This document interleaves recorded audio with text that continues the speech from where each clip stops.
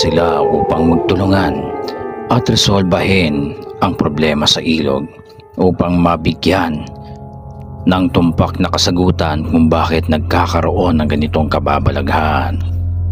Unang gabi ng kanilang pagsisiyasat, dinala nila ang kanilang mga kagamitan, mga kamera, mga EVP recorder at iba pang kasangkapan para makapagdokumento ng anumang mga kakaibang pangyayari.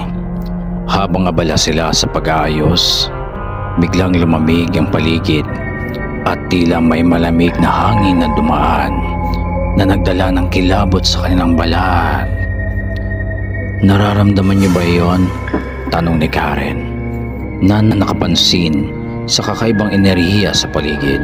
Sa pagsisimula ng kanilang pagsisiyasat, narinig nila ang mga bulong at iyak na nagmumula sa ilog.